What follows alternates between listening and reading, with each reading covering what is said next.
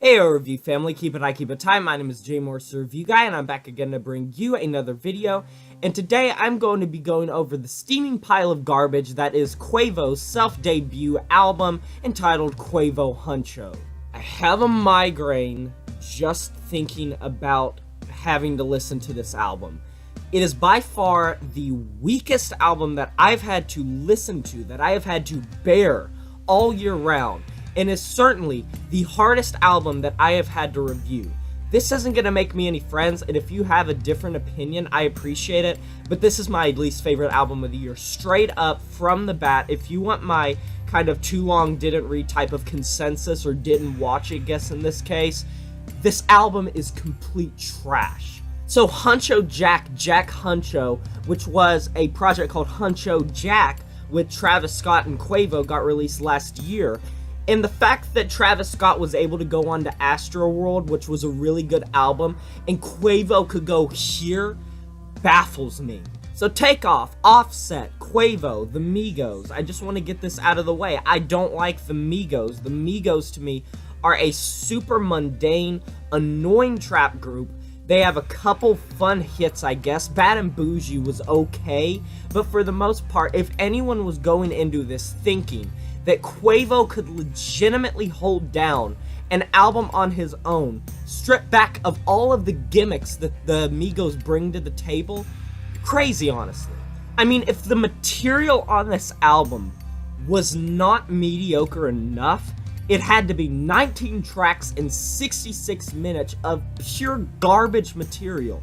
And I know I'm being harsh, I'm angry. I'm usually not angry in these reviews because this album legitimately ticks me off. Like, this is honestly some of the most boring trap music that I have ever heard in my life.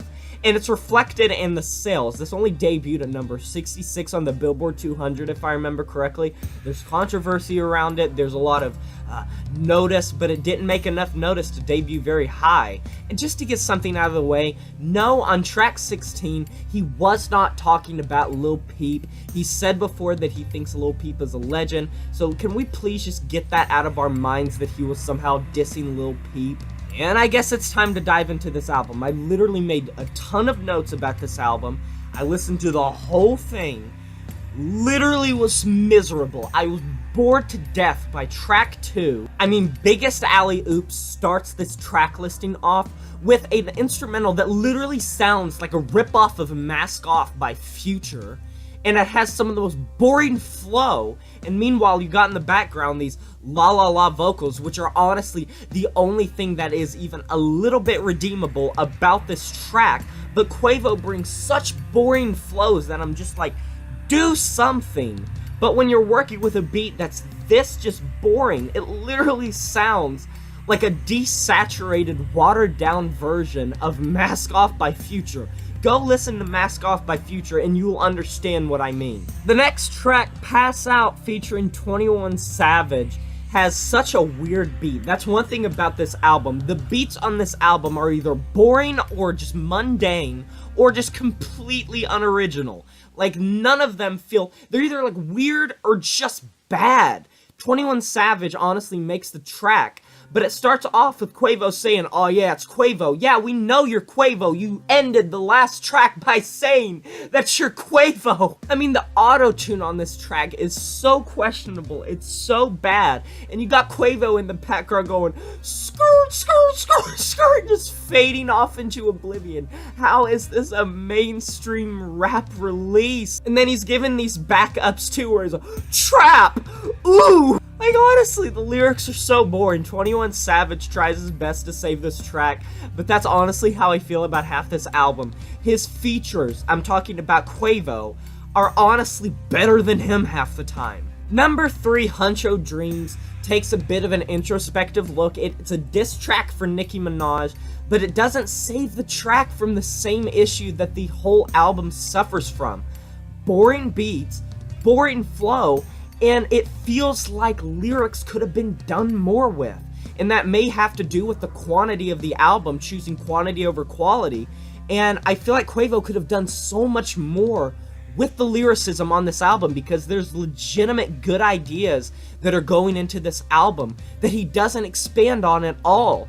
But the Nicki Minaj track, I guess, is one of the highlights just because of the subject matter, just because you're looking for something topical, something interesting. I have to say the funniest part is the Nicki Do You Love Me? I have to admit, that made me chuckle, and boy, little blessings on this album, little blessings. Flip the Switch featuring Drake is so short that I literally can't, like, put it to memory at all. It was a boring track. I don't think that Drake did hardly anything for the track. Quavo was boring as usual. The beat was fairly interesting. Like, none of the beats on this album are honestly particularly fire in my opinion, but some are above average and above others.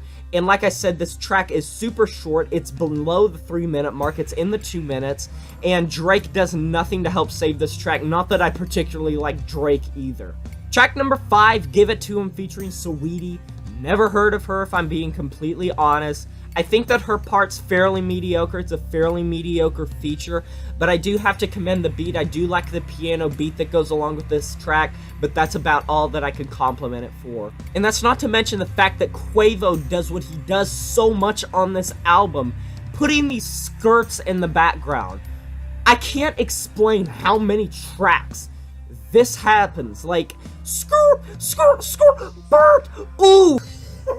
It's so generic. Shine pretty much goes the same exact way. Boring skirts in the background hanging for some reason. Strange auto-tune and over-reverbed vocals. And it's a vibe. No, it's not. This is a really boring track, just like pretty much everything else on this album. Oh, we need to talk about track number 9, Champagne Rose, featuring Cardi B and Madonna. What was Madonna thinking on this track? Madonna sounds like an up-pitched mouse on this track. Cardi B sounds like she was mixed by someone else entirely. Her mix doesn't go at all with Quavo or at all with Madonna. And Madonna has this strange reverb pitch change on her vocals. And it's so strange when she comes in. It honestly is so goofy and corny that it makes me laugh every time she's on it. The fact that not only did Madonna agree to be on this album, as high and prolific as she is, but the fact that she agreed to doing something this stupid just goes to show she's either willing to do anything for a paycheck or she's just trying to have some fun. So I guess if nothing else, this song gave me a good laugh. I mean, is this supposed to be a comedy album? Question mark. Track number 13, Rerun. I should just point out that amidst all of this negativity, I think that Rerun's a really good track. I think that Quavo comes through with some good flows. The Travis Scott feature's really good. I do really enjoy the beat. It's super overblown, but it's still really catchy, and it's a nice change of pace from so many of the mundane, boring trap beats that litter this entire album. And the only thing that I can really complain about this track is the fact that I feel like it's mixed so differently from the rest of the album with that overblown beat, as well as the mixing on both Travis and Quavo's vocals. I like how I put Travis first as if this is a Travis Scott song. Might as well be, because I feel like he kind of dominates the track. But that's besides the point. I feel like it's mixed differently from the rest of the album. It sounds a bit louder. I like to hear consistency, and I like to kind of have a steady pitch and volume throughout the whole album. But the consistency of this album is so meh that this track, I can take it. I like it. It's not something that I would go out of my way to listen to, but I definitely was bopping to it when it came on, so good on you, Quavo. Even though I think that Travis did a better job than you. I didn't really like Go All The Way. I don't know really why I'm mentioning it. I just wanted to point out that I don't like the kind of 8-bit sounding electronic instrumentation, the beat on this song. I find it very tacky. There was nothing really interesting about it. It was almost like it was going for something, going for a vibe, but it didn't really quite make the mark, I guess. And I already pointed out on track 16, Big Bro, I know there was controversy about this. I know that there was the whole thing about Lil Peep, where you can listen to the track for yourself, and if you know the backstory behind Lil Peep's death, you will understand it. I don't think that Quavo was particularly trying, like, I hate that I'm defending him, but I don't think that he was really going for that offensive of a thing, and I know that he's called Lil Peep a legend before. I think that he was using it as a metaphor, and I know there's more people breaking it down than me. I don't think it's neither here nor there. I still think it was tacky to try to bring it up at all even if it was with the best intentions possible, considering how fairly close we are from Lil Peep's death when it happened. I don't really think that it's the type of thing that you would put in. I think that it's very tasteless, no matter if you had the best intentions or the worst intentions. I think that the placement of it, it's going to give a lot of people an idea. Was it a publicity stunt? Was it to get headlines? I can't say. Like I said, I think it's neither here nor there. I'm indifferent. I just don't think that Quavo was going out of his way to diss Lil Peep. Track number 17, Swing with Normani and Davido. I hope that I pronounced their names right. Boring, but probably one of my least favorite tracks on the album. It has this really boring reggae guitar beat. It's super long. It's 5 minutes long. You have these strange fade-out vocals that just fade off into oblivion until they go into the next boring vocal. There's so much monotone just... It's hard to explain, but if you listen to the track, you can understand it sounds monotone. It sounds like no one on this track cared. That's how I feel with this whole album. It feels like none of the features and Quavo himself didn't really care about making this album memorable. Nothing commits to memory. If I didn't have notes, I would feel so lost with talking about this album, and I just listened to the entire thing. Let me just point out that track number 18, Bubblegum, is another boring trap song with a boring trap instrumental, and I just wanted to point this track out because Quavo is still doing the skirts in the background. Stop doing that! Well, at least track 19, Lost, kind of ends the album on a good note, and it really doesn't have anything to do with Quavo. He's a little bit above average on this track, but I have to say that I did kind of enjoy the spacey beat. But the thing that I enjoyed the most about this track was Kid Cudi's feature. Big fan of Kid Cudi, especially after Kitsy Ghost got released this year. I think that Kid Cudi's a great rapper, and he's super iconic. Love his backup vocals, love his rapping, love his singing. I think that Quavo does a pretty good job on the album, and it ends off on a fairly good note. But I should say that the Mimi, don't let the money diminish ya line is just... It's so many things on this album are goofy. I know that's one of Quavo's shtick, but I mean, without the Migos, this is a gimmick. Something I forgot to mention are tracks number 10 and 11, which feature Takeoff and Offset, respectively, on those two tracks. And I didn't mention them because they just sound like watered-down Migos tracks without one Migo, I guess. And that's how a lot of this album feels. It feels like a Migos album lacking the other Migos for the most part, and I'm not a fan of the Migos, and for Quavo's debut album, this is my least favorite album that I have had to listen to, that I've had to review this year, and I have listened to a lot of crappy albums coming from a lot of different genres. I feel like there could have been so much more done with this album. There were some good features. A lot of times they came off weak. The only time some of these tracks were good mostly relied on some of the features, such as Kid Cudi, such as Travis Scott, and I just wasn't a big fan of this album whatsoever. If you guys have a differing opinion, that's perfectly fine. If you enjoy Quavo, if you enjoy the Migos, that's perfectly fine.